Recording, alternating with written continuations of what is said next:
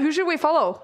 Oh, it's tough. I think we start with last week's winner. Yeah. Maghsoodloo. We start as we ended off last week. He ain't going to be drawing this game. I love it. As we see a queen's pawn opening, the white bishop coming out very, very early. So it's kind of a hybrid between the London system and the kind of TORRE attack here. Black's queen trying to attack a pawn, white's queen offering a trade. Maghsoodloo, he loves these offbeat openings. No mainline theory. He doesn't go for too many early piece trades. Tries to avoid endgames as long as possible. Early days here, but I'm expecting the white queen to retreat, get out of the way, or an attack on the black bishop. And this is just a very level-looking middle game. He's playing Augustin Droin from Le France. He's 19 years old, an international master, rated on FIDE at 2480, but online Blitz Chess 20, almost 2700 for the Frenchman. He loves to play Title Tuesdays. He's played the 7 game weeks so far. This is number 8 for Mr. Droin. Would that be the correct French pronunciation? I don't know. But I always think it's very fun that we get to see like these completely new players against the elite that we have grown to know over the last years of following chess. So it's very interesting to see like who can make an upset. Right now, though, it does not look good for our French international master. It says that Maghsoodloo is way better with the white pieces so far. Already looking good for white, and that's because there's a bit of a pawn storm brewing. The white pawns are just marching up the board here.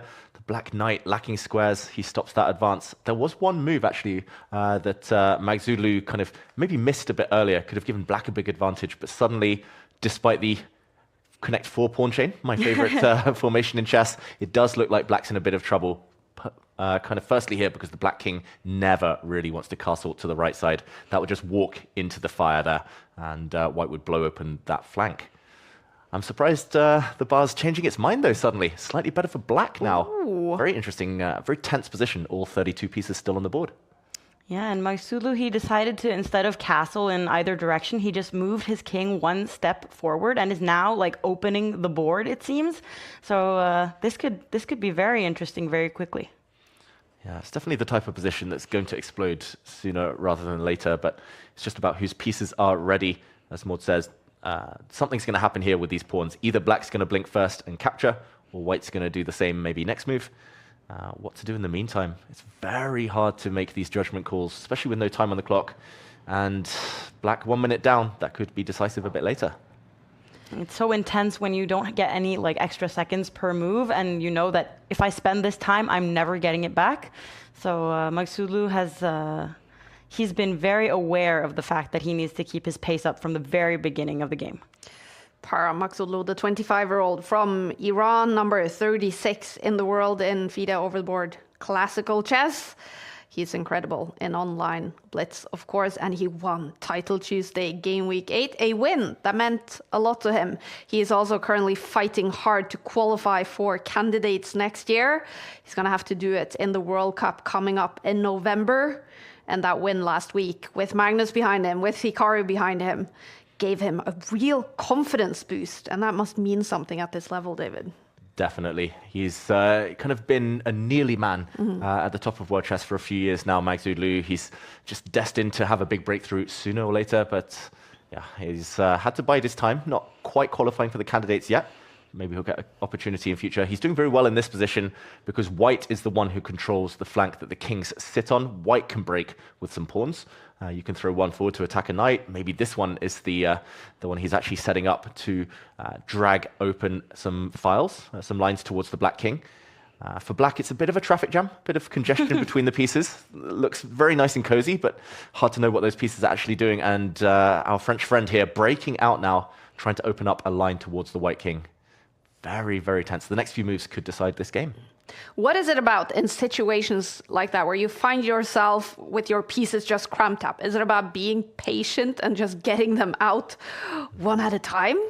Yeah, usually you need a bit of breathing space. So here I really like what Droin has done. He's traded off 1 set of knights. That means his other pieces have a bit more breathing space. And this black knight is a bit in the way, but if you could pick that up and place it anywhere else, there we go, he already starts retreating it. Then black's pieces feel a bit better. The problem is there is one weak pawn that Black's pieces are tied down to defend, and one beautiful outpost for the knight to sit on in the near future. That's why here White has a small advantage, I was going to say, but much better according to the eval bar. What do you think, Maud? I would be nervous if I was Maghsoodloo because the king seems so exposed, but at the same time, the black pieces can't really get to it. But I would just feel weird about having my king there and not really having any pawns very close to it. So it's an intense situation, but it seems like he's pretty chill and playing quite quickly. So he must feel that he has a good position here. Yeah, Maghsoodloo, he's frozen on the camera, but he's not frozen on the board. He's playing super quickly. That time advantage, it feels like he's going to be using it very effectively a bit later. The white queen could try and improve herself over the next few moves. You can try and break through it later on with your rook. He triples up his major pieces. Rook, queen, rook here.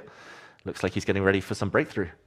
Ooh, just as we say it, are there back rank tricks against the black king? Maybe some checks. Maybe you can deflect away the black knight from covering this square. You force the black knight away by taking a pawn, and then you establish a check. If the king gets checked into the corner, I know that's a lot of arrows. He goes for it first. Wow. He gives up his rook for knight. We'll see some trades here. And at the very end, the dust will settle. Maghsoodloo should have a winning advantage. Even if he just brings his queen back, trades off, the white bishop is going to win a pawn on the next move. It's looking very good for Maghsoodloo. Massively better. This is round 1 in game week 9. Players have 5 minutes on the clock, no increment. And Droin is struggling, not only on the board, he's struggling on the clock as well. And look at his camera. He's not loving what he's seeing on his screen right now. Yeah, this is a painful position, unfortunately. Black's pieces, especially the queen, just misplaced. Hard to defend this position with a queen offside like that. He brings it back, but only in time to get traded off. White is a pawn up. It's not any old pawn either. It's a D pawn that is passed and will likely promote in the near future. Queen's traded off the board. Pawn trade as well. 2-pawn advantage. Maghsoodloo surely going to win this game. And it's always kind of fun to see in the first games because there's usually quite a big difference in level, but we still have seen so many times now. There's always one person at the top who kind of messes up in the first couple of rounds, but it's not going to be Maghsoodloo. He has won his game. He was threatening some checkmate plans, and he's got his first point. It's there. 1 point for Parham. Maghsoodloo winning with the white pieces here in round 1.